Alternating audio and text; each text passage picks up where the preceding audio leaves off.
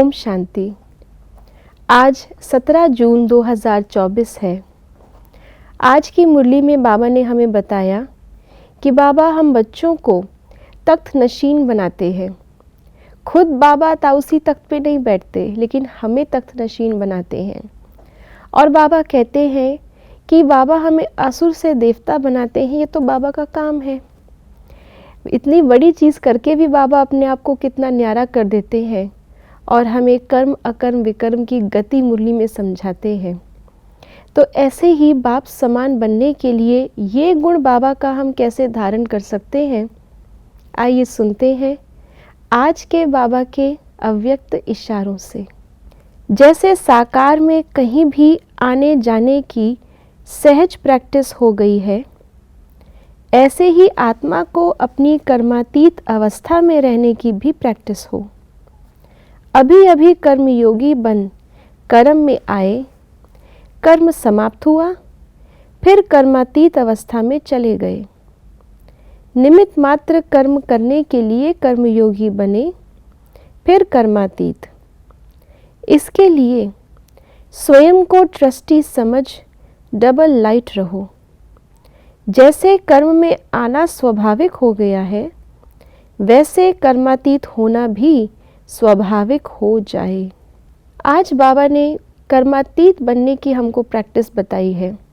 वास्तव में कर्मातीत बनने की प्रैक्टिस कहें या कर्मयोगी कहें, ये दोनों बातें एक दूसरे से मिलती जुलती है। कर्मयोगी ही कर्म करते कर्म के प्रभाव से मुक्त रह सकता है, क्योंकि बाबा की याद में कर्म करता है, न्यारा होकर के कर्म करता है। और यही न्यारा होकर के कर्म करने का अभ्यास का रिजल्ट है, अंतिम स्टेज है कर्मातीत।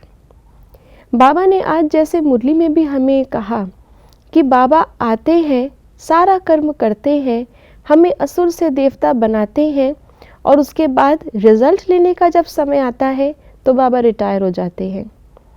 वास्तव में अगर बाबा कर्म ही बंधन में बंध के कर रहे होते तो रिजल्ट के लिए भी बंधना पड़ता। लेकिन बाबा ने जब से बाबा आते हैं, अवतरित होते हैं ब्रह्मा तन में और कर्म करना शुरू करते हैं, पहले क्षण से ही बाबा न्यारे होकर के कर्म करते हैं, और इसीलिए कोई भी फल बाबा को बांधता नहीं है। यही बाबा हमें कर्म अकर्म और विकर्म की गति समझाते हैं। अगर न्यारे होकर कर्म नहीं करेंगे तो इस समय कर्म विकर्म बनेगा, और अगर संगम युग पे करें तो कर्म सुकर्म भी बनता है। लेकिन इस कर्म को अकर्म बनाने के लिए हमें 3 बिंदियां आवश्यक है। हमेशा बाबा 3 बिंदियों की बात करते हैं। अगर आत्मा बिंदी लगाएंगे तो आत्मा इस कर्म इंद्रियों से कर्म करवा रही है, अर्थात आत्मा कर्म इंद्रियों से न्यारी है, इसलिए कर्म करते हुए वो न्यारी अवस्था में सहज रह सकती है, कर्मातीत सहज बन सकती है। अगर दूसरी बिंदी लगाएं परमात्मा की, तो बाबा कार्य करवा रहा है, वो करावनहार है, हम सिर्फ करनहार बनकर उंगली दे रहे हैं। कर्म हुआ पड़ा है बाबा का।